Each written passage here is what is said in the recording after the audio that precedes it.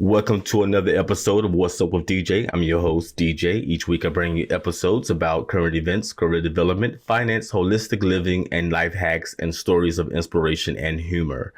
So if you will subscribe, follow, like, and leave a comment on Apple Podcasts, I will greatly appreciate it. Your thoughts, opinions, and comments are always encouraged and appreciated. So with that being said, let's get right into the show.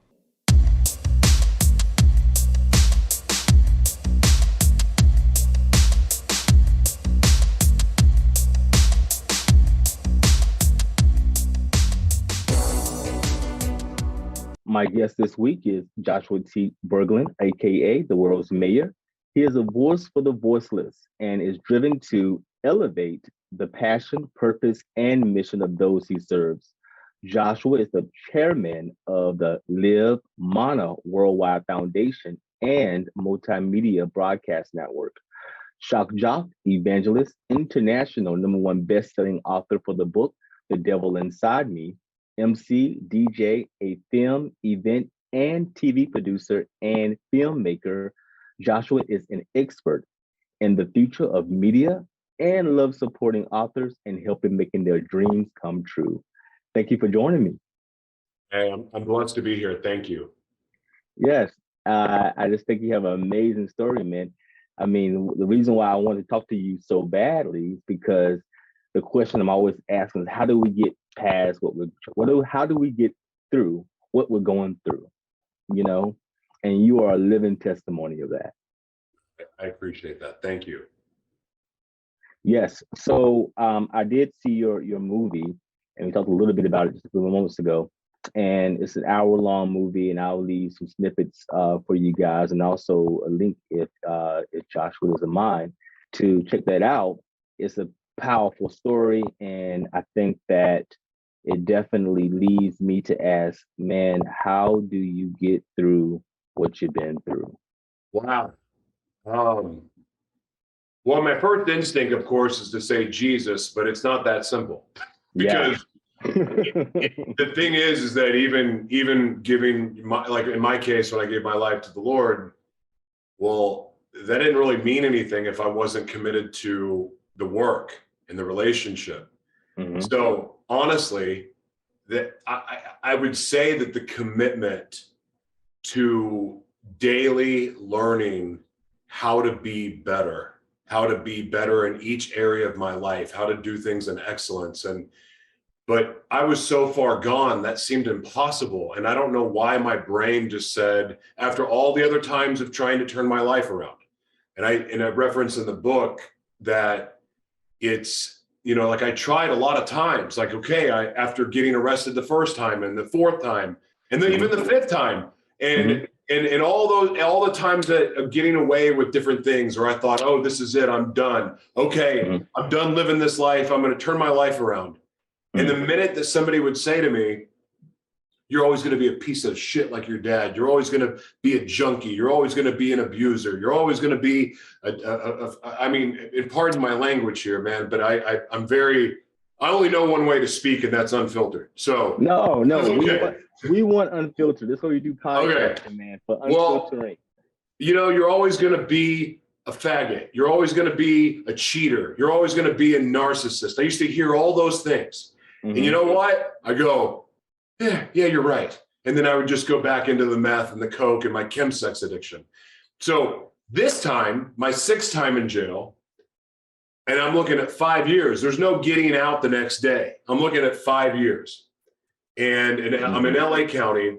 I'm in the psych ward because I told them I had HIV, thinking it was going to give me special privileges, which I really do have HIV. But I honestly, in my brain, I thought, well, I'm going to get put up in some little Qish room, and, I'm going to sip on like milkshakes or something because I have HIV, and they can't have me around the rest of the prisoners. Mm-hmm.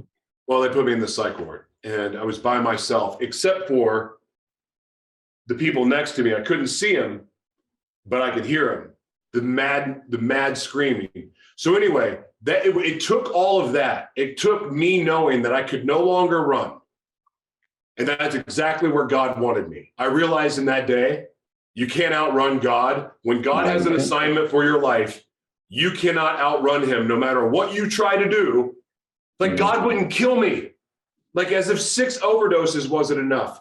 At all the tragic car accidents I almost got in, all these other things, the times that I should have been murdered, God didn't take my life. And so I figured, well, he must really have a plan for me. So my commitment that day, this is actually my second day there, that my life was no longer my own. I was all in. I was done running, and I would do whatever he told me to do. So that was your rock bottom. So being, in prison, having to admit that I'm HIV positive, and the reason why you only said that was because you didn't want to get put in the general population. No. And oh no, I'm saying I didn't want to be in general population at all. No, I wanted. Yeah. I thought I was such a narcissist. I thought I deserved special privileges. Oh, okay. So that's the reason why you said it. Yeah. So I mean, I'm just saying to admit that to someone, how difficult was that for you to say, I'm even though you're not doing it for the right reasons, you're still having to admit that you're HIV positive in order to get something. Oh, well, I mean, I also had to admit some of the other stuff I was doing, but no, at that time, I had not really told people that about the HIV, but when I got arrested, I was so high on cocaine still, like, an 8-ball in, a bottle of tequila in. So I wasn't really thinking. That's why it took 2 days for me to wake up to understand, oh crap, I'm in isolation. What have I done with my life? Bro, I was born into privilege. And I say privilege, I'm not like a billionaire, but I mean, I went to the country club every day. I would call that privilege. I had everything I ever needed. We went on vacations. We did all the things. But it didn't keep me from turning into a train wreck. It didn't keep bad things from happening to me. But I mean, I became a bit entitled, to say the least. Yeah. Well, so what I want to really focus in on is, 'cause I did watch your movie. And what I got from that was that things that happened to you as a kid, regardless of how much privilege you have, no matter how much money you have, life still is going to happen. Yeah. You're still going to have to run into assholes on the way, on your life that are going to inflict pain on you. And then you still have to process that pain. And no amount of money or privilege is going to be able to help that if you don't process it properly. So getting from having those experiences that, fucked your life up, and you trying to sort of figure out how am I going to cope with it, and ultimately meeting rock bottom, because to me, in order to get any kind of cure, healing, overcoming, you have to hit that rock bottom. Yeah, I mean, I think for some people, that's the way that it has to be. I know other people turn their life around and start doing the right thing without all that crazy, but you gotta understand, man, I always got out of trouble. I cheated my way from, I think I started cheating in school like around kindergarten or first grade, and I never stopped. I didn't have any interest in what they were teaching. My head was everywhere. I just wasn't ever there. And so I just lost my train of point when talking about school. Why did that just happen? No, you're talking about your childhood. Okay, I did a bunch of drugs, by the way, not before this broadcast, but I mean, you got to understand, I had a lot of trauma early on, but nothing was worse. Like getting molested by men and being molested by women, being physically abused, being abandoned, having all those things happen. I mean, that all sucks and that messes you up. And yes, that created DID, which is multiple personality disorder. And thank the Lord that I've been able to heal. But there is nothing worse than the self-inflicted trauma that I did to myself. Going on 4-day benders of when I say sex with like endless amounts of sex, I'm not saying that to go, hey, look at me, I'm so cool. I'm literally like a fiend because I'm tweaking on meth, tweaking on blow, tweaking on whatever stimulant that I could find, and having sex with anyone that I could find online. And they would go on 4 days straight and 4 days straight and 4 days straight. So every once in a while, you'll hear me talk, and all of a sudden it's like my brain skips out. That happens from time to time. So please forgive me if I do lose where I'm at. Well, you're doing totally fine so far.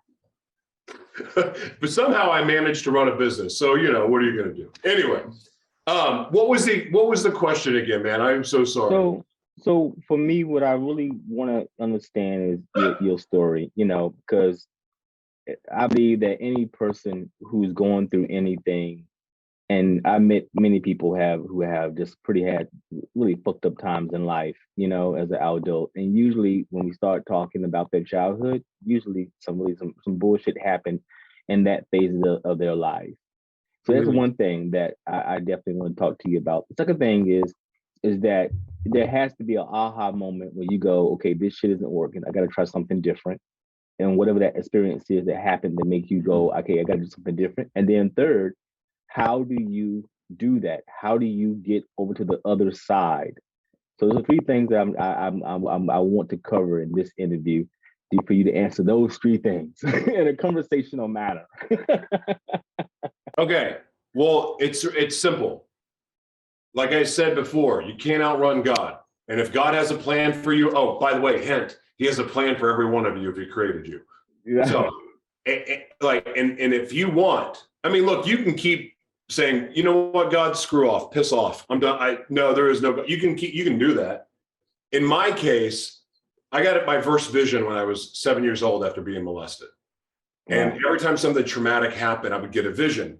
And what I later understood in life was these visions that I was getting was God showing me what was possible for my life.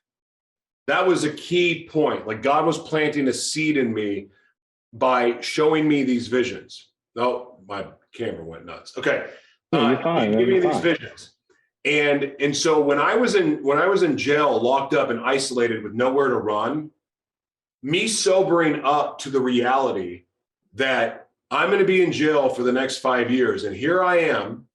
I'm this business owner. At that time, I had a successful skincare line that we had taken public.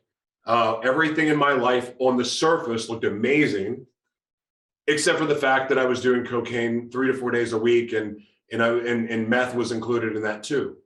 But here it is. I'm in jail. I go to LA. Before all this happened, I had $1 million in the bank when I went to LA.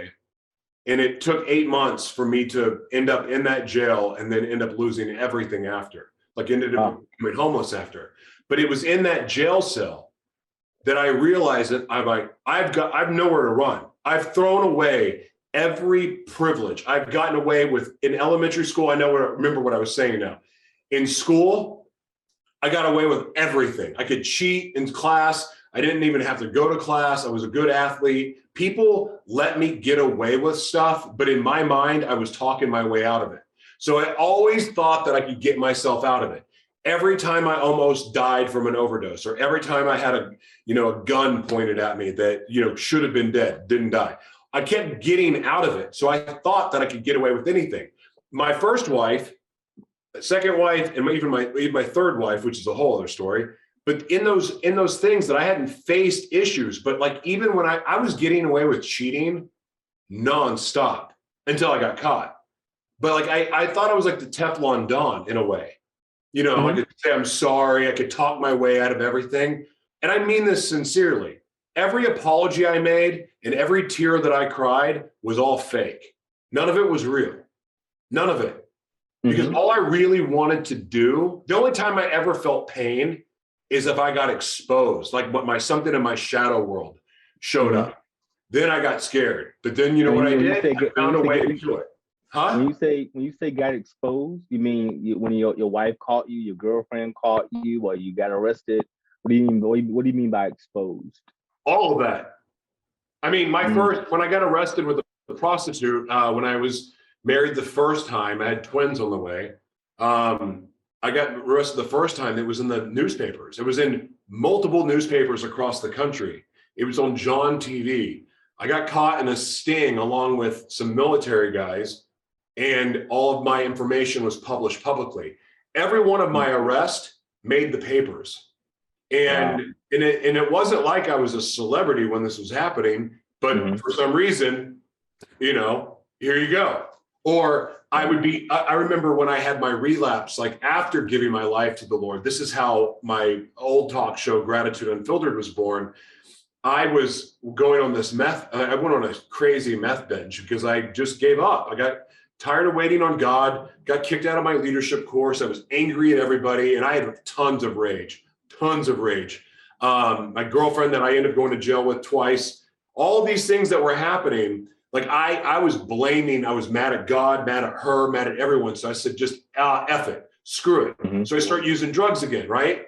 Well, during a broadcast, one of the people that I was talking to, getting drugs and like looking for sex with on an app, shows up on my live and starts commenting about what I was doing sexually the night before.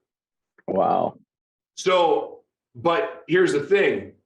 I ended up being able to talk about it, but at that time, I wasn't real comfortable yet with truth, talking about HIV, talking about the Chem Sex addiction. I hadn't yet got to that place where I was comfortable sharing it all. I shared a lot, and mind you, my a lot is more than most people's sum.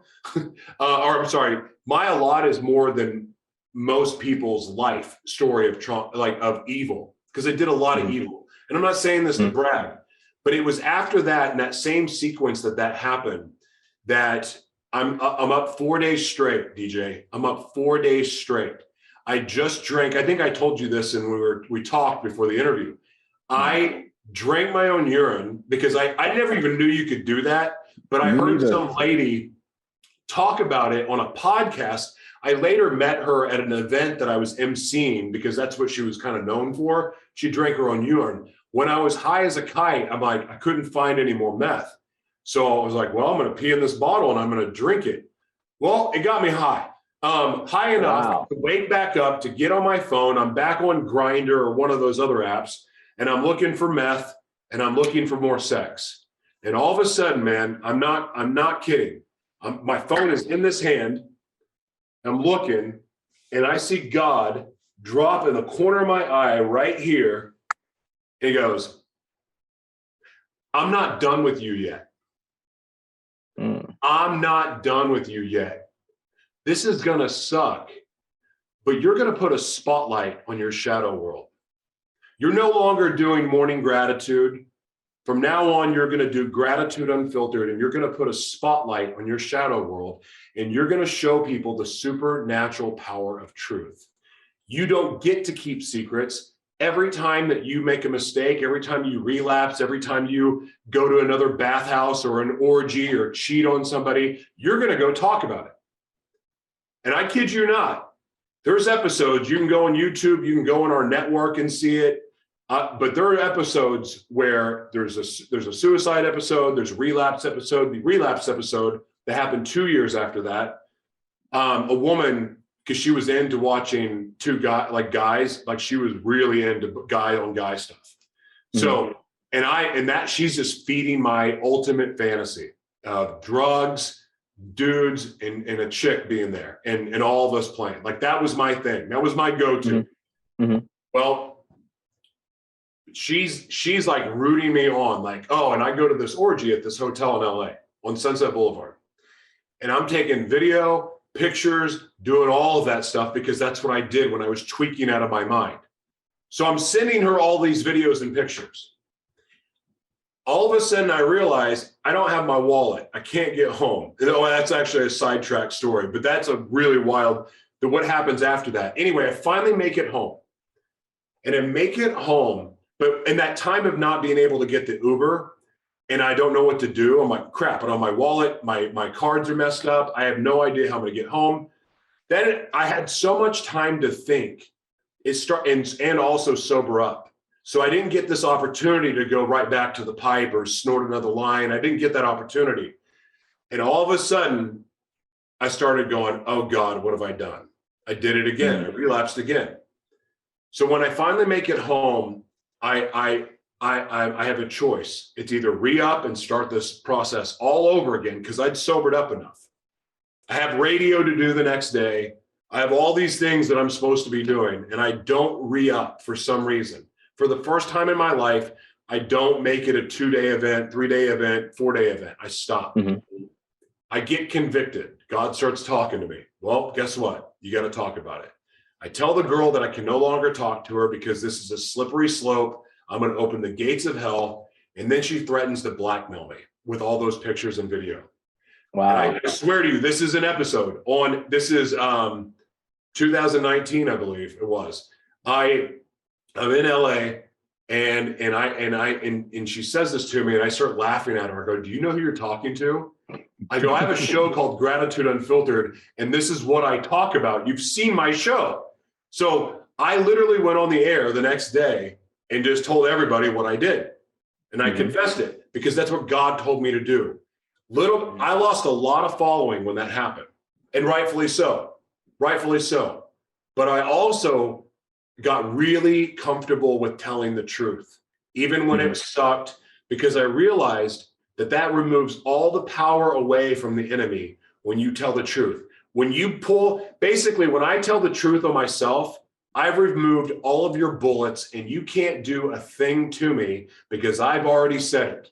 I'm the one preacher on this planet, and I don't really consider myself a preacher, more of an evangelist, but I'm the one on this planet that'll tell you that I still struggle with the sexual desires that I have. I still struggle with drug cravings. I still do all that. I'm just not actively participating in it, but it's something that haunts me every single day because you have to understand, I never had normal sex, DJ.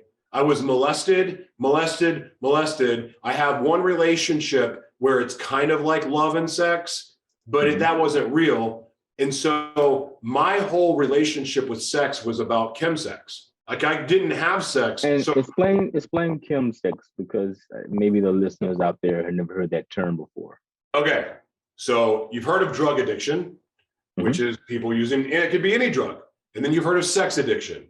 Well, for me, Chem Sex addiction, which is what it was for me, because it was cocaine. The very first time I did cocaine, mind you, it was pretty strong, but it made all the nightmares turn to fantasies like that. And immediately, all those things that I was terrified of because of what happened to me, I immediately that night went out to pursue it, and I got it.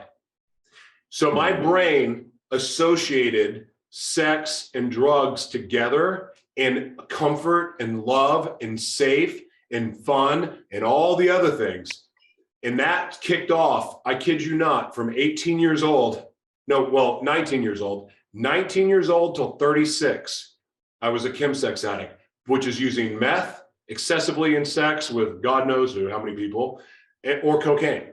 I started with cocaine and dabbled with meth, but after that, because I screwed up my nose, I went straight to meth and never looked back.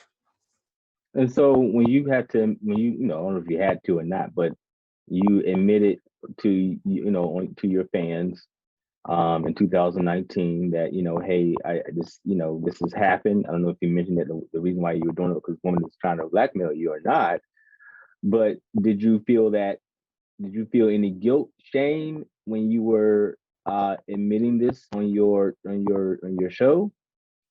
No, I was embarrassed, but I didn't have shame, because here's what happened. I know for a fact, and I'd already learned this. I didn't know this prior, like much sooner than this, but I had already gotten used to telling the truth. And even the bad stuff, and I saw what God did with it. But I also remember how I felt when I kept secrets.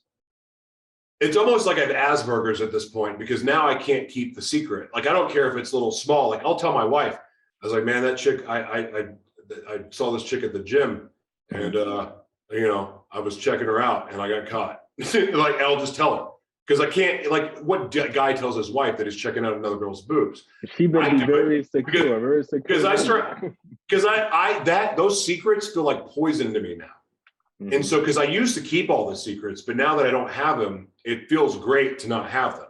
So the answer to your question is, I felt comfortable telling the truth. I didn't like losing followers and all that stuff, because I had a bigger ego then. Now I'm just like, I don't care. But then I did, and it hurt. But I also got to see and knew God would use it if I confessed it. And when I did, guess what happened?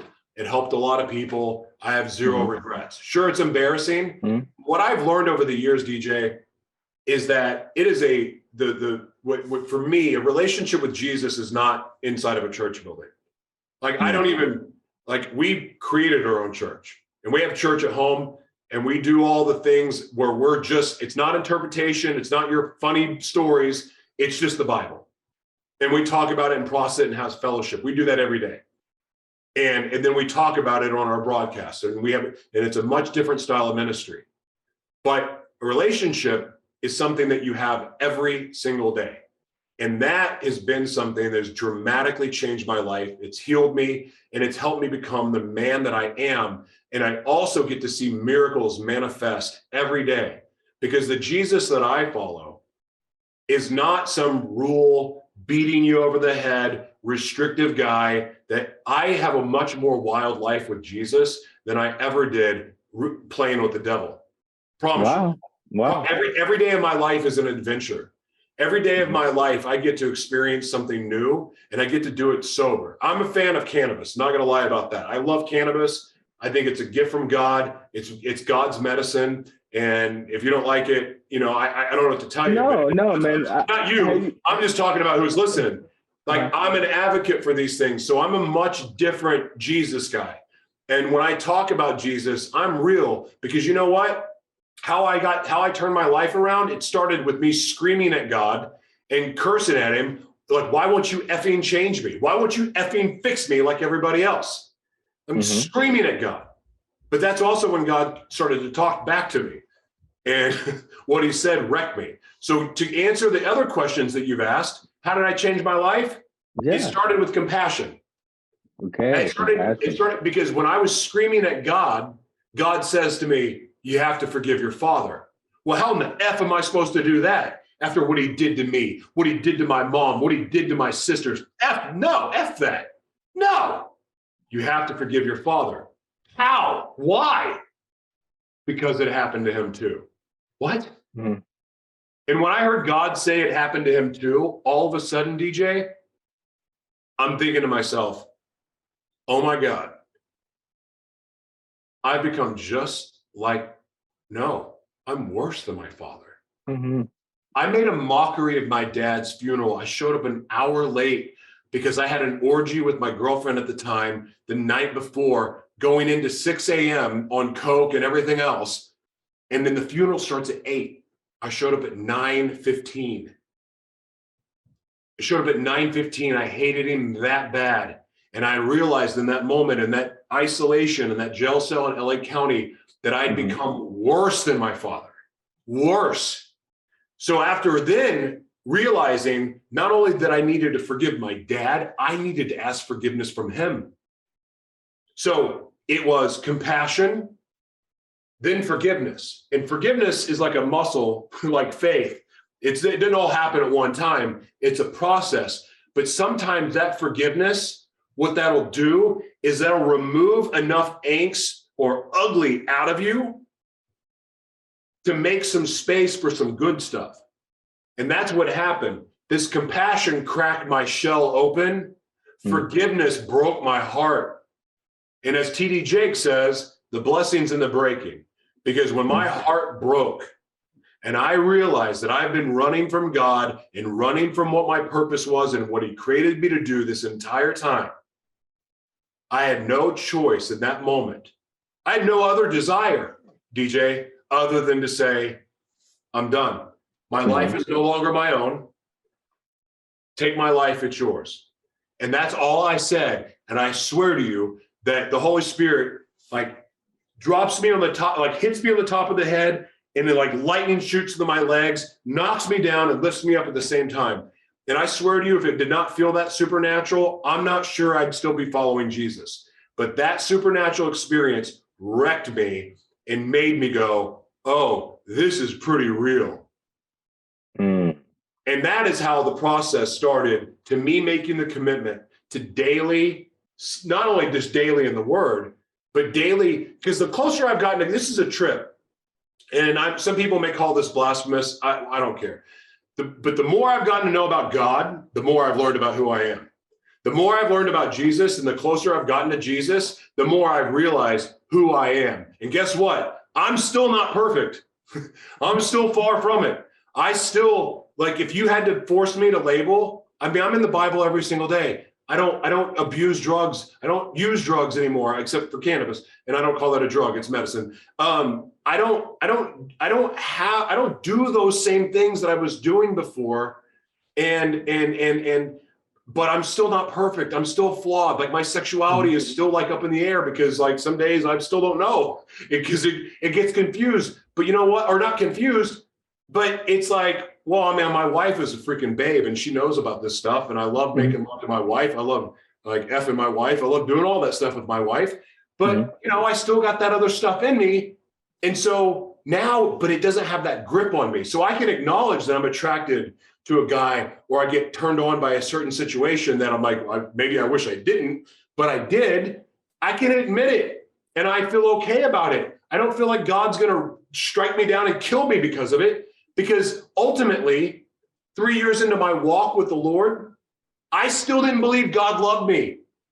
Like, loved me, all of me. I thought he loved part of me, but he hated this side of me that, like men. I thought he hated that. So because of that, I could not love or trust. I couldn't trust myself because of that. And finally accepting that God loved me just the way I was, then I started making more loving decisions for myself. And as I'm doing that, I'm getting to know who I am and what God created me to be. And so now I can be me and I can say to you on this show that I love the Lord Jesus Christ with all my heart. I live my life in service to him and his children all day, every day. It's all I do. The movies we make, the content we make, everything we do, the shows that we create for other people, that's a service. We give this stuff away. We sow into other people to elevate the voices that have been voiceless for so long. I get to do that, and it's all because of the Lord. And guess what? I'm getting to do all this. My fruit is ripe and beautiful. I'm living the life of my dreams, and I'm still not perfect. Imagine that. That's one heck of it. That's a God that I want to serve, that gives me that kind of grace to learn and walk this Jesus thing out, where he's not expecting me to be perfect day one. Yes, it sounds like to me that you expanded your definition of God, you know, and it's still not big enough. It's still not big enough. It'll never be big enough. You know, I'm still recognizing and redefining my concepts and ideas of God, you know, and, you know, being a gay man myself and having to go through that process of what that was about, you know, I had to let go of a lot of definitions that were given to me and reevaluate my definition of God for myself. And it sounded like you had to go through that process of redefining, you know God is real. You're having these experiences to let you know that God is real. So you don't have any question about that. It's just a matter of, well, wait a second, this God that I'm getting to know doesn't sound like the God that the definition that it was given to me, that people have been telling me. Like, wait a second, hold on now. I gotta look at this again. Yeah, and listen, and God loves you exactly the way you are. And any Christian that says differently can go to hell. And Man, I was so, you know, to me, I always say to people, if that's what you believe, make sure you're doing it. Because it's one thing about telling people what they should be doing and what they're doing themselves. So a lot of times I'm like, you know, if you believe that so clearly and so profoundly, then make sure that God that you are saying that believes that and are, you know, has this heaven or hell to put you in, then make sure you're doing it. And what's so funny about it is when you start really looking at, are they doing it? No, they're not. So I have a profound respect for people who understand about what it means to be human and having a human experience. And when you are really ready to look at that, you know, pop the hood open and say, this is what it is, and God still loves me, that's something that takes a whole lot of growth to get to that place. Yeah, and there's one thing about, look, if you know something's wrong and you go do it, as far as I'm concerned, you deserve whatever consequence you get. But there's people that are just living their life and they make mistakes or they slip because they let the voices in their head take over, or desire just absolutely cripples them. like, look, I get it. I'm there. I know I've been that way. I've come a long way from where I'm at. And I still struggle with these things, but grace is an amazing thing. I don't believe it's something to take advantage of, and we all do it, but it's such a blessing to have that grace, to get to try again, to get to do it over again, to go, I can do better. I can be the best me, because ultimately all I want to be is everything God created me to be. And I'm grateful that I get to share my experience with, it wasn't just men. I mean, I was into trannies too. And I know that's probably not the proper term for it, but that's what I called them back then. That's what I'm going to call them now. Like, I was into all that. In fact, a lot of people that, you know, are in love with some Hollywood starlets, they're going to be really amazed when they learn that they're actually dudes. That's a whole other conversation. But I mean, that's real, because I mean, I'm in the industry. I know these things. And I've seen it firsthand. So I'm telling you, like, we just get to be who we are and be the best that we can be. And look, and if we're doing something wrong and we're convicted of it, inside convicted, not you convicting me, the Holy Spirit inside, you know, when you're being convicted of something, you know, when you're being led down a path, you know, when you're being called into action, called to speak up, you know, those things. And I say the most important thing that we can ever do is be obedient to the Spirit inside of us, because that is where the truth is for us, is inside of us, not the TV, not even out of my mouth. I don't lie, but listen, I don't even care if you listen to me. I'd rather you listen to God, the God inside of you, like that thing, that what he put inside of you, listen to that, because any other thing is not for you, because it's not you. And so when these people, like I see on social media all the time, people get in arguments about their interpretation about what a verse says. Out of what book? Like, there's 95 denominations of the Bible. You want to argue over a word? Words have power. And a word in a sentence that's been removed or added changes the sentence. So you're going to argue about that. It's a senseless argument. It's a waste of time. You want to argue about the rapture and pre and post trib? What does that have to do with being like Jesus? What does that have to do with love? Nothing. So shut up and stop arguing about these things and just focus on being the best you can be, being like Christ. Christ, whether you believe he was a real person or not, the example that was laid out in his story, again, if you don't believe it's real, the example that he laid out is the perfect human. There's no better way to live than that. And that model that he gave us, to me, is worth following. Yeah, I definitely, every word you said there, I definitely feel exactly the same way. And I think, you know, in your book, The Devil Inside Me, which is available on Amazon, and also on your website, and Barnes and Noble. And Barnes and Noble, and I'll have those links in the show description. I would definitely, you know, in you're chronicling your journey through telling people how, you know, what happened, how you overcame it, how you overcame those addictions, and, you know, from a believer, you know, once the addict, always the addict, just 20 years removed from whatever it started, you know, ended. So I do not feel like no one walks the earth without an addiction. It's just that maybe your addiction is legal, or maybe the addiction that you have is food, or it's television, or whatever it is. It's just that some drug dealer. Say it again. I was just saying, some people's drug dealer is their doctor.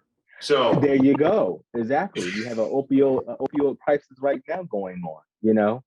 So the judgment, I let go of, because, you know, I believe that what sometimes when you are taking other people's beliefs and processing them as your own, it can lead you down the wrong road, where you're listening to that rhetoric in the back of your mind, instead of hearing what you were saying about your own convictions and your own intuition. You're busy listening to the outside voices and turning that off and saying, I have a direct connection to spirit. What will God have me do in this moment? I don't know if you can see it, That I see it. Yeah. So, man, whatever. It's basically on my to-do list, it's always clean. And at the top it says, Lord, what do you want me to do today? Yeah. Yeah. I mean, I love that. That to me is, I can't go wrong when I operate that way. And look, the reason, I mean, my days are never the same because of that. And I get so much done. We get to create so many fun things and get to do so many fun things. I'm not married to a schedule. I'm not married to anything. I just go, God, what do you want me to do? And you know what God says sometimes? Nothing. Nothing. Yeah. And I'm okay with that now. I used to not be, but sometimes you have to rest. And that's okay. Like it's a wonderful way to live. It's a freeing way to live. And I'm not worried about what religious boobs tell me that I should be doing and not. Because if I listened to other people, I would never have written the book with my wife. I never would have made the movie with my wife. We would never be doing any of the ministries that we've launched, Grace Unfiltered and Gratitude Unfiltered, where we're redefining church, where we're giving the pulpit to the people. And we do all the production. We do all of it. There's no charge. We do it because we want to make space for the misfits and the outcasts, the people that never felt welcome in the church. Like we get to do all that because we're obedient only to one, and that is the Holy Spirit. That is God. That is the Lord. Whatever you want to say, it doesn't matter for me. It's that I'm obedient to the call. And when God says to do something or says, hey, I want you to go this way, I'm like, okay, I'm going to go that way because I'm never wrong when that happens. It always works out perfectly when I listen to that. Yeah, I definitely feel you on that. And that's exactly what I try to do for myself. You know, whenever I'm in that place where I'm like, you know, why hasn't this happened yet? And why hasn't that happened yet? And I got to get all this stuff done. And I have to come back to, if I can't go easy on myself, why do I expect anyone else will? And it have expectation that other people should go easy on me if I can't even go easy on myself. Yeah. So some days I have to just say, you know what? Today is going to be about mental health. It's going to be about me doing absolutely nothing that's going to be outside of what's not going to be about my wellness. And sometimes that's nothing. Sometimes it's like, okay, then nothing's going to get done today. Or maybe sometimes there's nothing to do. That I exhausted all things that I can do in this moment. Then maybe nothing is the appropriate thing to do. You know? That's hard to do because society has said everything but I got news for you. What has society been right about with your life? Ever? Ever. Right. You should vote. Right. Vote for who? You should listen to Dr. Fauci. What? Really? You and people, and like, look, and I don't want to offend anybody but yeah, I mean, look, I guess I may offend somebody, but I mean, even like what's happening in Russia right now, people like are siding with Ukraine. I work with anti-human trafficking organizations and anti-organ harvesting organizations. It's a big part of what we do with our foundation is giving platforms and media services to these organizations. Ukraine is where money laundering, human trafficking, and organ harvesting and Nazis all coexist. Like people think we won World War II. Bullcrap. We didn't win. We brought the Nazis here. The Bush family are Nazis. And I don't want to go down this road right now. I'm sorry. I'm just saying all of this crap that we've been told, oh, he's a Christian president. I highly recommend for you to watch a show called The Family. This is all marketing nonsense bullshit. Every bit of it. Oh, he's talking about God, so that means he loves Jesus. Really? Look at the man's actions. These guys are not the Bush family, the Clintons, Obama, even Trump. Trump's, don't get me started there. Like we are in the middle of, because we've been listening to the news, the media, the newspapers, the print, we've all been mentally raped. We are in the middle of the biggest psyop ever. And all it's doing is to scare us and distract us, because if we ever learn who we really are, we are going to step up and we're going to end this tyranny that's gone on. And it's been going on since before we were born. We came out of our daddy's nutsack, basically going into some form of slavery. All of us. It doesn't matter what color you are or what religion you are or none of that matters. We've all been slaves. Every one of us, we were born into a demonic financial system. This whole America, make America great crap. America was never really that great. I'm sorry to tell you, but how we became great in theory was by destroying other people's lives. The Vatican, Rome, the Vatican, London, England, and the United States are basically all the same thing. We are Babylon, and we are going to hell in a handbasket as a nation. We are the war machine of the Roman Empire. The Roman Empire never went away. It turned into the Catholic Church. We are their military in the form of a country. That's how insane that this is, that all this stuff that's going on, and we're distracted by it. We're watching it like, oh, we got to root for Ukraine, and because that's going to save America, and this is going to save the world, and it's going to bring world peace. Bull crap. It's all design. We have to turn off the distractions and get quiet so we can listen to God inside of us. Listen to our spirit. Listen to it tell us and show us truth, and start walking that out. And here's one thing I want to say to all of your listeners, and I mean this with all my heart. I don't care what's happening in the world right now. That does not change the purpose for which you were created for.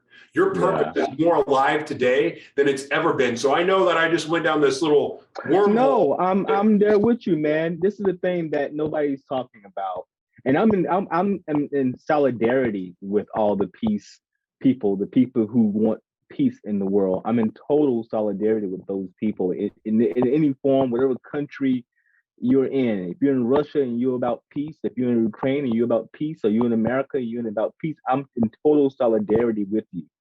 But the thing that we have to consider that a lot of times, and we look in other countries, look at United States, is hypocrisy.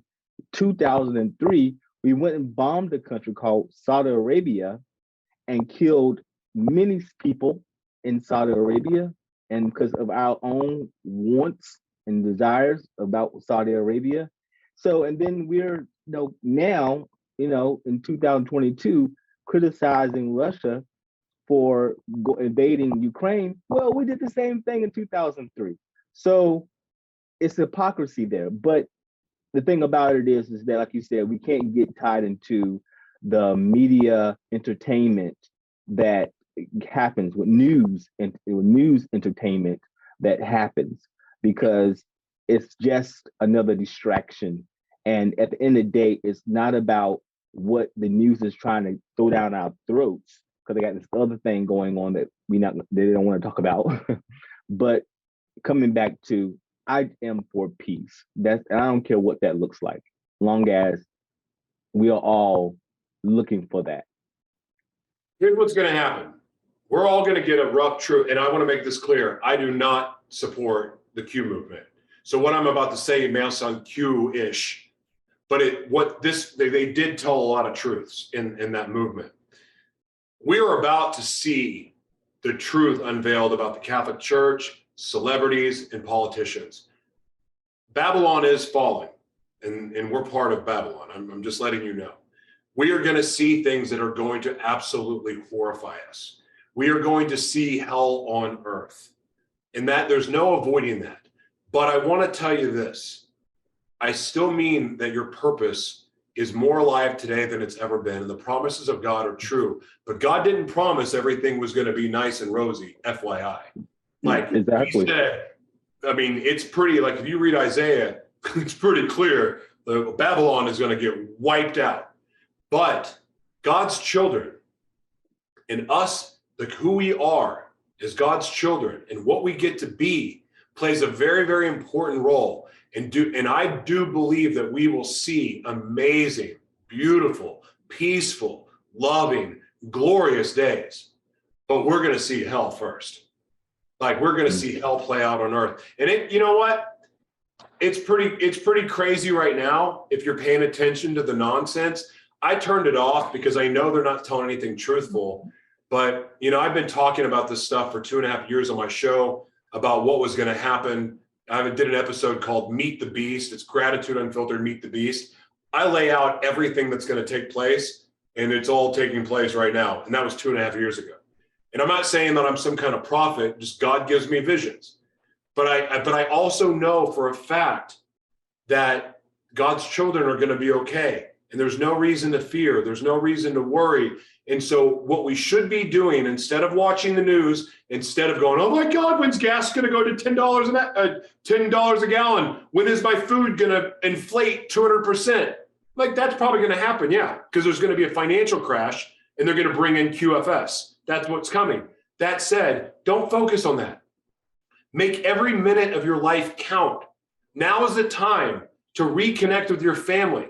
Any resentments that are out there that you have, any anger and hostility you have towards somebody, any lack of forgiveness, end all that. It's not worth it, especially if you fought over the jab, if you fought over vaccines, you fought over who you were voting for president. None of that shit matters. None of it. None of it's relevant to your life. None of it. What's relevant to your life is being what you were created to be and walking that out every day. Being an example, walking out love, being a good listener instead of wanting everyone to hear your damn opinion. Listen intently. Have compassion, because we're never going to solve these issues that have been manufactured by the media, because there's still people that don't think the media did it. They still believe that we should really hate each other because of these beliefs. We were all victim of a psyop. And if we just start listening and hearing people out, and we have compassion and that we love each other, and more importantly, we start using our gifts to be a blessing to other people instead of trying to bless our damn selves with it, we will reverse course a little bit. And we're going to show that we're a safe place, because mark my words, today is we're at the beginning of March. I won't say this very specific date, but we are at the very beginning of March. And the reason and what you need to hear is this: a lot of those people that were angry at you for not getting jabbed are going to eventually apologize to you. The news that's getting ready to come out, it's already circulated through the international news stream. But the news that's getting ready to come out is going to absolutely wreck people. They're going to find out what their government has been up to, really. Notice how Dr. Fauci has disappeared. There's a reason for that. And as somebody that has HIV, I want to tell you how I found out a lot about this stuff. Is that not only, so when all of this first started, going back to March 2020, when I did the Meet the Beast episode, I talked about HIV being in the vaccines and jabs. Well, I didn't know about the jabs then, but the vaccines. I talked about HIV being in it. And the reason why is because when COVID first came out, they were talking about Gilead. And Gilead is the pharmaceutical company that makes my HIV meds. I'm like, well, why would they be involved with, this is weird. Why would Gilead be looking for the cure or working to make the cure? This doesn't make sense. So I started researching, and then I started to learn about who Dr. Fauci really was. And then, because I'm a master of the dark web, because that's where I've done a lot of my bad things, I was able to find a lot of information that really messed me up. And that said, I started talking 2.5 years ago saying, hey, you shouldn't take this because this is what's going to happen. And people are about to start to realize what's going to happen. And if you don't, audience out there, if you don't believe me, if you've been jabbed and boosted, go get your CD4 counts tested. If you don't believe me, go get an immune system check and then see if you still believe me or not. Because I don't want to be right about this, but I am. Vaccine-induced AIDS is a real thing. I got a hold of the list of side effects from the jab and what it was causing. It was ridiculous, the amount. And in that, it painted the picture of this is an immune system wrecker. And that's what AIDS is. and know this too. You better believe that they already have a treatment out for it too. They're just waiting. So I'm saying this: quit paying attention to the world leaders. Quit listening to mommy and daddy. Quit listening to everybody, including me. Listen to DJ's show though, but don't listen. Thank you. do your own, not research on the news, but just, in fact, none of that even matters. No information matters right now. What matters is you getting connected with yourself, getting connected with God, and being and living out who you are supposed to be, who you were created to be, because that is where you're going to find peace. That is where you're going to find joy. And that is where you're going to find also the people that belong in your life. And because and truth attracts tribe. It really does. Yeah, I love that. Say it again. You said truth attracts tribe. I like that. It does. And it does. And if you're living a lie,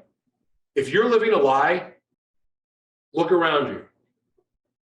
All those people that are in your life aren't there for you. They're not there for you. How does that feel? It sucks. It sucks. Yeah. But that's the consequence of living a lie. Yeah, man. I am totally, you said it right there. That summed up my whole day right there. You know, truth is how you find your tribe. And I definitely feel you on that, man. You know, and well, tell us more about your network. So blessed, man. When I broadcast on a lot of different streaming TV networks, and I had awful experiences, awful. And then I got asked to be a part of E360 and started broadcasting on there. And it's a network for independent content creators. And about 6 months into it, I think, I got asked to be a producer. And as a producer, I got really involved with the back technology. Well, anyway, long story short, I was able to get the technology and white label it for us to create our own network. And it's live. Live on a worldwide multimedia broadcast network. So originally what you had to do to find the network was download the E360 app on your smart TVs and you would find us.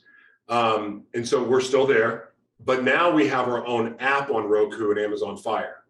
Now, which is great. So you can just look up Live Mono Worldwide Multimedia Broadcast Network and you'll see us there on Roku and Amazon Fire. But we are distributed every possible platform, audio, video. And so we even publish the news articles, like we transcribe everything.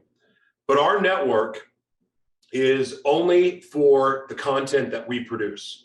We don't bring people on. We have a program called Voices for the Voiceless. And right now, so we have 2 shows that are under that umbrella, which is Grace Unfiltered and Gratitude Unfiltered, which I spoke about before. And any other show like Love Most, the podcast with Dea, that's on there. It's a show that we produce. We put our movies there. So we only do the things that we create or that we're involved with. And the reason why is this, is because what we teach with our foundation is we teach people how to be their own media organization. Broadcasting, multimedia broadcasting is what I call it, because it's on all mediums. But broadcasting is what is that's one piece of it. But when you think of media and you think of Disney, think about everything Disney is involved with. Think about all their sub networks that they own and think about what they're involved with. We teach people how to do that because now anyone can do it. You don't need giant buildings. You don't need a staff of 800 people. You don't need any of that. You can literally run a network from your laptop, and it's a little bit harder with your phone, but you could, in theory, do that, but it's much, much easier with a computer, and you can do it. So we teach people how to do that. Our heart, DJ, is for the youth, because I know this from a fact. I can't go get a job at a regular, I don't want a regular job, but I can't get one anyway. My record's too bad. And even though I've healed from DID now, God didn't create me to be under someone's thumb. It just, this is the way it is. But a lot of the people that we work with and we teach and we counsel and we consult are the youth, or people with really dark pasts like mine that have turned their life around. And so every resource we have, we give to them. We have private clients. We work with some big companies, but primarily our heart is to work with the youth and people with troubled past. And I love it. So, and we teach them basically to duplicate what we've done and beyond that, because I'm also vice president of another TV network, and we do things a little bit differently, but it's all great. I love it. And in the future, DJ, we will all be media first organizations, because the other thing that's going to happen, that you're going to see happen, is CNN, Fox, MSNBC, all those dominant power players in media will be no longer. Like, there will be nothing like it is now. In fact, it's already been fading away. But what you're going to see is, you're going to see the rise of like DJ's media company. So, you know, whatever your media company, you're going to have a piece, and you're going to have your tribe around that. I'm going to have a piece, other people. That's where we're going, because media, as we know it in content, film, TV, events, even social media, it's all going to blend into one thing eventually. Like we're on our way there now. And that may be hard for people to comprehend, but with immersive media, with metaverse, everything is about you being in the content. And the only way that we are going to be able to stay ahead of AI is by being a media organization, because it's the most powerful medium in the world. Also, media, what it does, it makes you the center of the universe. So now all of a sudden, if you think about all of the revenue streams that a Disney has, we as humans need to be doing the same thing for ourselves. So everything that we teach, books, production, speaking on camera, and mind you, I'm not trained. I've just done a bunch of it. And that's why I have my own style, which is basically chaotic and schizophrenic, and that's just how I am. You're doing pretty good. You're doing pretty good, I must say. We teach people how to do all this stuff. Also, the other reason we teach it is so people know how to get around censors. I've been kicked off Facebook a bunch, suspended on Twitter and YouTube the same way. And the whole time I'm laughing, because I'm like, all you're doing is proving my case. Every time you censor me for exposing the truth about something, telling the truth about Ukraine is what got me kicked off Facebook. And I mean, I can't do lives for a year. I'm restricted for a year. And, now I can finally post again, but that's it. I can't do anything else. So Facebook sucks. But that said, they helped my case by censoring me. So I'm fortunate that we have our network, that nothing stopped us. So we literally give away our intellectual property so that other people can go on and make their dreams come true. Because I don't care if you're an attorney, a doctor, a cheerleader, a nail tech, a speaker, an author, you all are going to need to become a media company sooner than later. That is the only way that you're going to survive what's coming.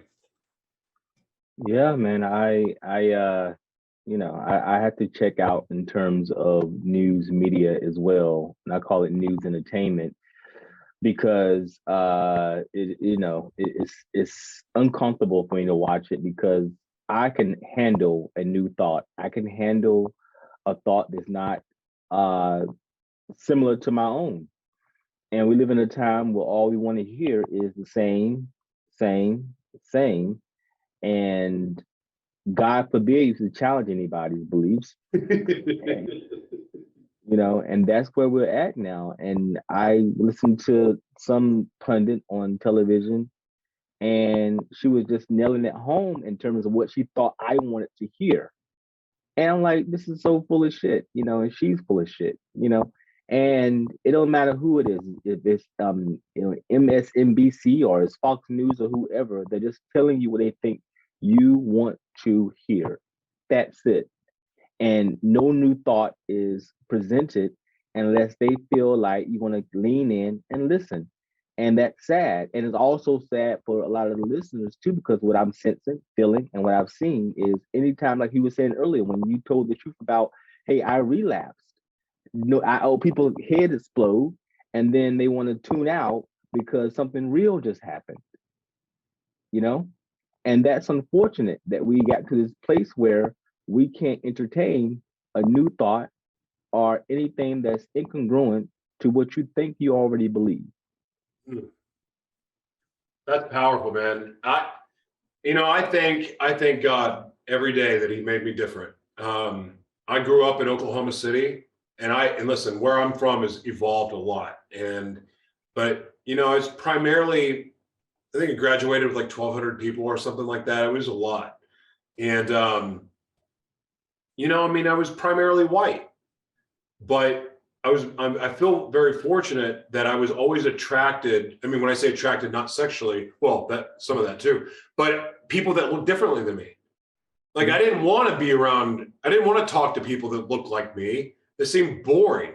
And like the things that always went through my head were so different that I almost felt safer with people that looked differently than me than anything.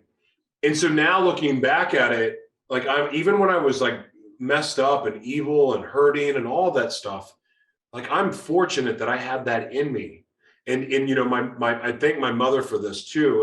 And my dad too, even though I hated my dad, he was a giver to people in need, like for sure. I wasn't in need, so he never gave me anything, but everybody else, he did. I mean, and my mom the same way, and getting to be around them and see that they were friends and kind and loving to everyone around them. And no matter what they looked like, didn't matter if they were gay or Muslim or Buddhist or any of that stuff, they were just always kind. And that had an effect on me. You treat people like you want to be treated. Well, and I think people were interesting. So I'm fortunate that it happened for me, even growing up in a primarily white area. But you're right in what you're saying. Like, I don't want to hear the same language every day. I don't want to hear the same talking points. And by the way, the talking points, if you look across all the news channels, are virtually the same damn thing. Yeah, exactly. Because the same corporation owns it. Like, they're giving them the news to read to you. They're giving the script. Have you ever noticed how a president can't just talk off the cuff because they're being told what to say? Oh, I know they're speechwriters, but they're not using your words. You're saying what you're told to say. And that's the society that we live in. Everything needs to be scripted, perfect. And if anything, we probably are living in some kind of weird movie right now. But anyway, back to the original point. We should celebrate our differences. We attack them, but the problem is the things that we have to unite around are not perfect. Like the things of this world, we can unite around a sports team, but you disagree about the quarterback play, or someone gets traded, or they have a bad season, then people are fighting. You rally around a politician. Well, look how that works out. You rally around to get jabbed or not. That's a thing. All of these things that we have, even rally around your church. What happens? The church welcomes you with open arms. Oh, thank you for being here. We love you. We love you. Come to our membership classes. And then you decide that church isn't right for you. Those same people that loved you will never talk to you again when you leave. So unite around the church. Now, I believe if we all reunited around the love of Christ, then all of a sudden we could look at each other's differences and be like, thank God you're not like me. Because we should celebrate that we're not like each other. You don't want to live my life. I don't want to live yours. I love the life I get to live, and it's not pretty. It's impossible. It's impossible. Yeah. It's going to be, it's impossible for how in the world can we live in a world where if, now we are more interconnected, because I can get on an airplane and go to China, or I can get on an airplane and go to Africa. But before all that, there's no possible way. So we're going to all evolve on the continent that we're on. So it's impossible how is it possible that you're going to all have the same religion and look the same totally, and, and have all these samenesses when you are evolving on a whole nother continent? And I was just in a grocery store the other day. It was in Walmart, just walking I was at the the place where you scan your stuff, or they charge you whatever. I can't even think of the name of it right now, at the cash register. And I walked to the door to go to my car, and I probably heard 3 or 4 different languages as I walked past each register to get out the store. And I thought that was so beautiful and so amazing that I was in a place where these families were all shopping and checking out and hearing all these different languages from, someone who was Indian or someone who was Hispanic, someone who's, of course, American, someone maybe who's from Africa, from Nigeria or Ghana. I thought it was just freaking amazing, and like, thank God I get to experience that. And so when you said earlier about we need to celebrate our differences, that's what's so great about it, and for people not to see that, I feel like your life is you're less you're well, for me, because I have a group of diverse friends who have different races and cultural backgrounds. My life is so much better and so much enhanced by that. And for someone who doesn't have that, I feel like you're missing out on something that's amazing.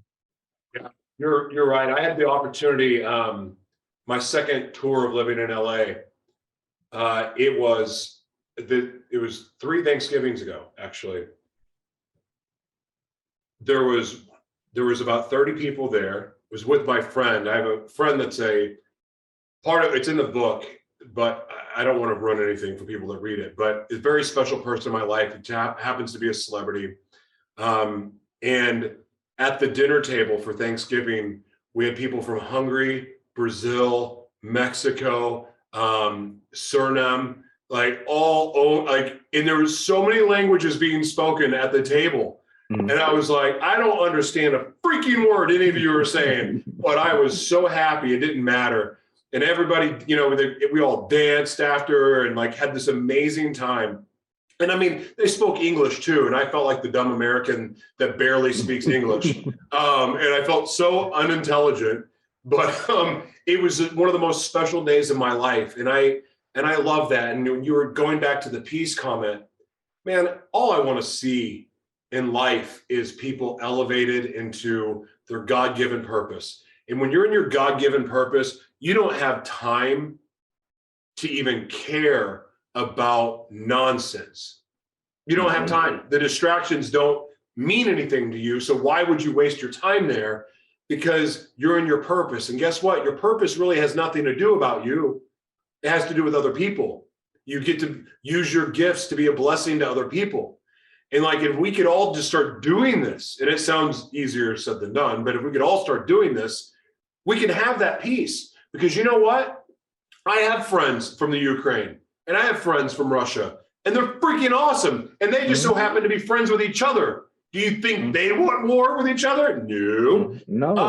And I have Chinese friends and I love them. And they're awesome people. Awesome. I don't want to see them die. Listen, I love that I get to live in America. I love that we've had these freedoms. I don't love how we got them, but I do love all that. And I appreciate it. And I've been spoiled living here. But you know what? I've always considered myself more of a global citizen because I want all the world to prosper. I want or at least everyone have the chance to, a fair shot. You don't get a job because of your skin color. You don't get an opportunity because of a belief system. Screw all that. Just be you. Everyone should have a fair shot. And so many people are born. I've been blessed to learn enough about I want to learn more, but redlining and gentrification and how the cities all worked and how the cities got built and why things are the way that they are. Man, that broke my heart. Minneapolis, I moved here. I was here visiting and the riots broke out and I just never went home. I just felt led to stay. But downtown Minneapolis is a prime example of what happens with gentrification and redlining. And there are people that are literally born into disadvantage. And it's even more, their skin color can be a part of it. Religion can be a part of it. Where they're born can be a part of it. I mean, those things can factor in. But man, there are people that are legitimately born with almost no chance. And the reason why is we have these generational curses and these what do you call them? These cycles of these generational cycles of addiction and poverty and it's called a pathology is what it's actually called. That's the word for it? Oh, okay, thank you for that. See, I barely speak English. What were you going to say? No, I was saying, okay. I said it, but it's a pathology, and especially when you have your grandfather was an alcoholic. This is my family, my grandfather. And they didn't call themselves alcoholic. They called my grandfather like he was fucking crazy. All the men drunk heavy, drunk hard, So it didn't make any sense to call them an alcoholic. And then my father, he drank very hard, and I was like, I'm going to break that. I'm going to break that. I didn't have any children, and that was because, my own things that I'm trying to work through. They show up whatever your issues are, they show up 10 times in your kids, right? Like you said, with your father, he had the same issues, but it showed up even more profound in you, because that's how this works. It's how pathologies work. They show up 10 times worse in your children on some degree. And I just would, I don't want to be a part of that. I don't need some kid come back to me saying you fucked me up. Yeah. I know what you mean, man. But yeah, I did that to my kids. Yeah, and and the only thing that you can say to them is, look, I'm sorry and forgive me. I didn't know. I only did the best I could. That's all I can offer. I did the best that I could. I can't give you what I don't have. I can't teach you what I did not learn. And to me, I think that if I would have known those words, maybe I would have had children. But I knew even as a kid, knowing that, whatever my parents' issues were going to become my issues. And and I started within my own life, and then I knew that whatever my issues were going to come my children's issues. So it's like, and I haven't worked through them. I'm 44 right now, and at least I can say that I'm on the better other end of it. But no, I don't need a kid coming to me saying, you fucked my life up. Yeah. I don't need that. But so I have no regrets for not having any children, but I do understand. I see my parents for the human beings that they are, and I have a lot of respect for them because I understand that they're human beings. A woman, a man, just trying to get through their life, just like I'm a man, and I'm trying to get through my life as well. Yeah, what I've realized too, with going back to my dad for a second, as I forgave him and then forgave him a little bit deeper and forgave a little bit more and forgave a little bit more, I started to see, because I never had good memories of him. And then all of a sudden now, over the last year and a half, and my wife has helped a ton with this, but a little, because she's helped me heal.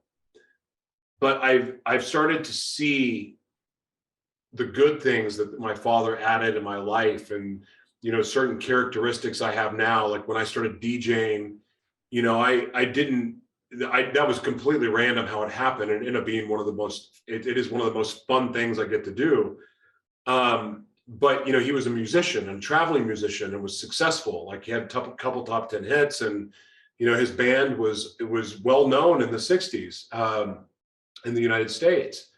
And and so like when I'm DJing, even though I can't play an instrument, it's close enough, but just getting to work with the crowd and stuff like that, like I swear I feel my dad.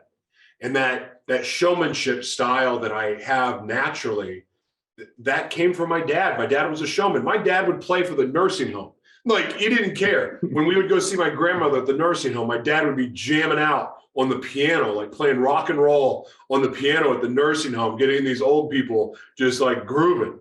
And like, I started to see stuff like that, and it's amazing. And now the other thing too that I've learned is that, yeah, he set a really bad example as a father. He did. He wasn't a good dad. He wasn't. He had no time for me, and nothing was ever good enough. I never heard good job. I never heard I'm proud of you. And I was a good athlete. I won tons of golf tournaments, won tons of championships in football. Like, I mean, I did all those things growing up and I never heard good job, and that wrecked me. That said, now that God has restored my life, because everything I lost, man, the homelessness, the bankruptcies, all the family, my kids, God has restored everything that I lost. Everything. I have the wife of my dreams, I kid you not, the wife of my dreams. I have two amazing little girls, a 5 and 6-year-old that, you know, they're my stepkids, but I swear to you, spiritually, they're my kids. I have no idea how God I worked out this way, but my two extreme dominant personalities are both those kids. They were made for me. And so that is such a joy. And so now when I work with them, I don't think about what I learned from my father, unless if it's, I didn't like that when he did it to me, so now I'm going to try this. Mm-hmm. I'm going to try this. So in fact, he did teach me what not to do, but sometimes that's more powerful than telling someone what to do. Yeah. I definitely feel you on that, man, in terms of, just, you stop for a moment. Sometimes you just have to stop and pray. You have God so profoundly in your life and you are listening to that inner guidance. And sometimes you have to stop and say, God, tell me how to do this, because I don't know how to do it. Tell me, what do I need to do? How I need to do this, or what I need to say. And you get answers. Amen. So how can we get your book? I know you say you can get it on Amazon.com, and you can also get it on Barnes and Noble. Is there any other ways we can also get your book? I mean, it's kind of all over the place, but really Amazon and Barnes and Noble are the best places. I love Amazon. Amazon has all three versions, which are the ebook, paperback, and hard copy. Every bit of the proceeds go to the Live Mono Worldwide Foundation to help fund our mission. Our mission, just the short version of our mission, because it's pretty bold. But you know how you remember the rec centers were like the safe places that kids could go play in the community, like community playrooms, where they play basketball and ping pong and stuff like that. Well, we want to do the same thing. We want to do the same thing with having some of that stuff, but really, ultimately, it's about the media centers that are inside. We want to give and equip children, teens, and even and we'll have special breakout rooms for people that are adults, because I don't want, I want to keep that separate for safety reasons and so on. Adult problems are usually more complicated than kid problems. But we want to use we will in these centers teach kids everything they need to know about media and also broadcasting. And whether you want to be a broadcaster or not, the fact is that everyone needs to learn how to be on camera, how to speak, and how to talk, because business moving forward will only be done this way. So these kind of skills and learning how to monetize your message, learning how to publish a book, learning how to make your own products. I was blessed in college. Please don't laugh at me. I was a backup dancer in Master P's son, Little Romeo. They did a retake of It Takes Two. It takes two to make a thing go right. So he did a remake of that. I was a backup dancer in the video. And I've been in a few other music videos too. But I got to meet Master P, and in my dumb college brain, I'm wanting to smoke weed with that Master P. Master P doesn't smoke weed. What Master P does is do business. And I learned a lot from him that day, and then moving forward, about media and owning your content, owning your messaging, owning anything you promote, you own. So one of the things that we do and teach with the foundation is how to monetize yourself. So how to create, whether it's custom formulating or custom creating or just white labeling. But we teach people to only promote what you actually own, have a stake in, or you're getting paid for. Now, personally, I would rather have my brand on something than promote someone else's, but we teach all of that stuff. So you can have this, remember, media organization, and you're the center of the universe. So everything you're putting out will come back to you and you can monetize it. So clothing, awesome. cars, suits, it could be water bottles, it could be supplements, it could be anything. So we teach all that and how to incorporate it into your broadcast or into your business. Yeah. That's I love that, man. of it. So we want to have these media centers to help kids, because one other thing, I want to finish this part. This part's important to me. There's a lot of kids that have zero desire to go to college, or they don't have the money to go to college, or they don't want to be strapped with debt, or maybe they just have a different vision. So maybe they want to be an artist. Maybe they want to paint. Maybe they want to draw. Maybe they want to be spoken word. Maybe it's a talk show. Maybe it's an actor. The fact is, you're going to need to know all the same stuff. And so we teach the youth that, so they can make their dreams come true, and they can break the cycle of poverty, of addiction, or even being held down by their community, because that happens too. That's amazing to me, because, a lot of times I heard about rec centers and things like that. As a kid, I had zero interest in bouncing the basketball or throwing a football.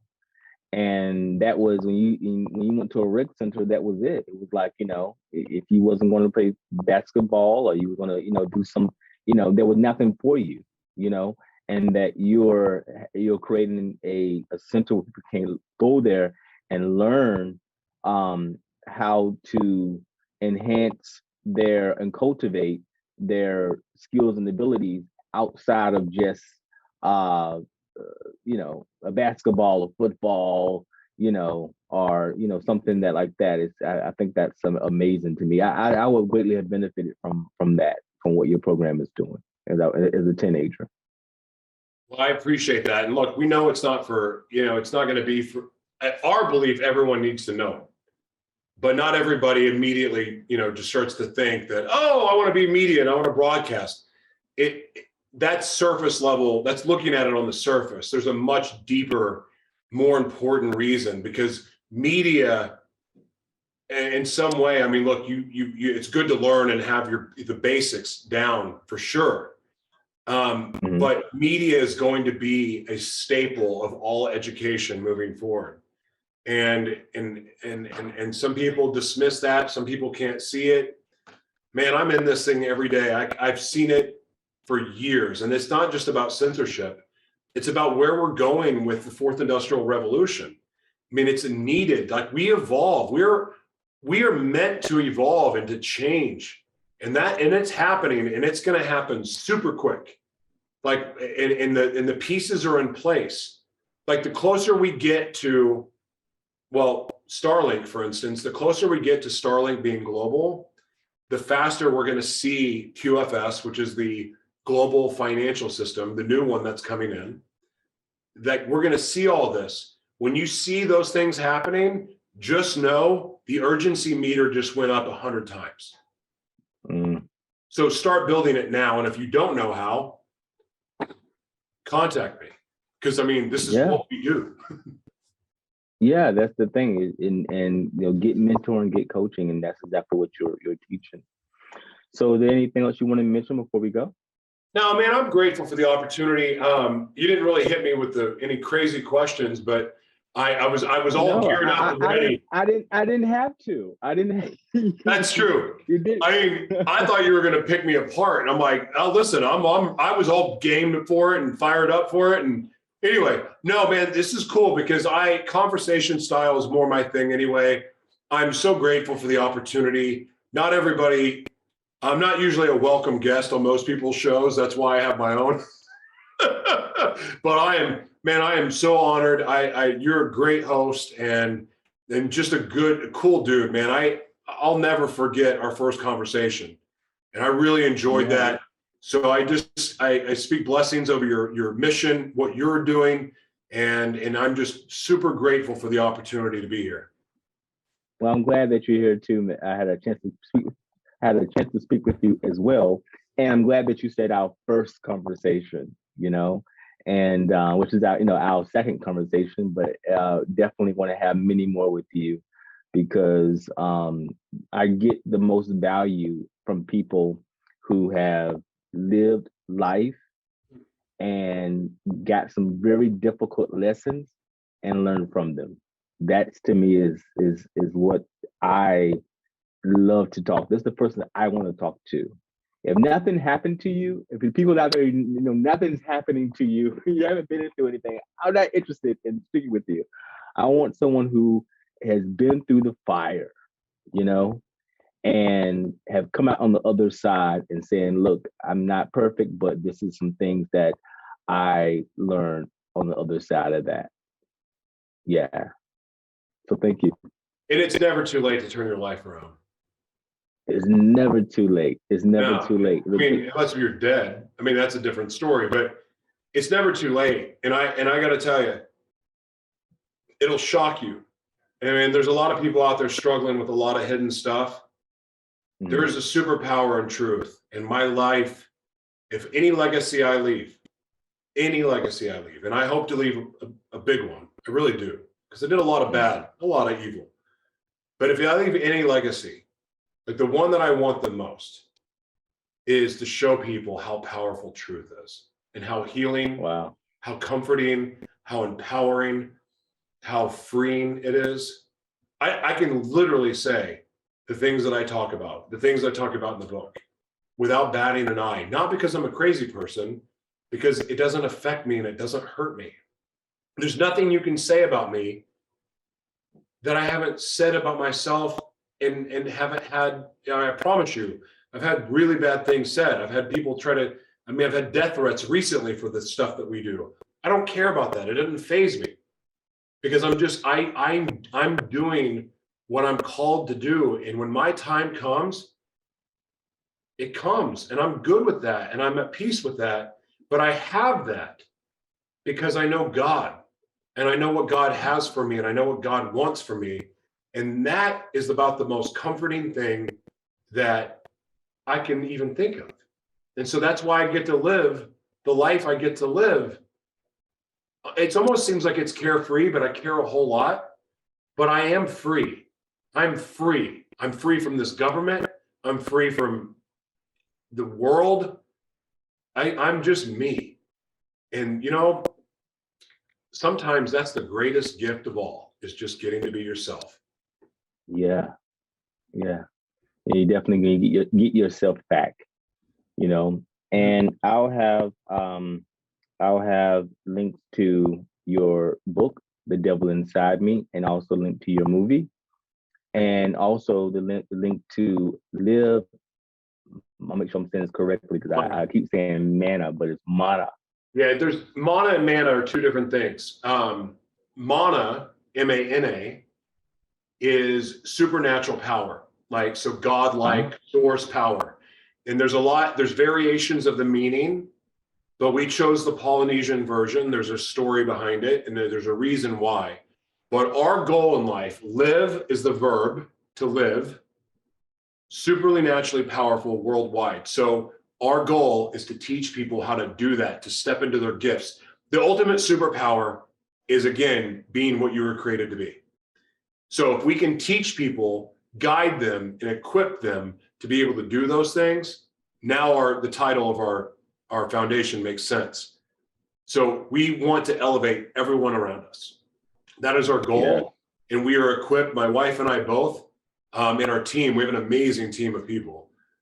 We are blessed to get to do that day in, day out. And it's so much fun. Yes. Well, I am wishing you more, and listening to you speak about it and seeing the passion. It's definitely something that I think is going to be amazing and is already amazing.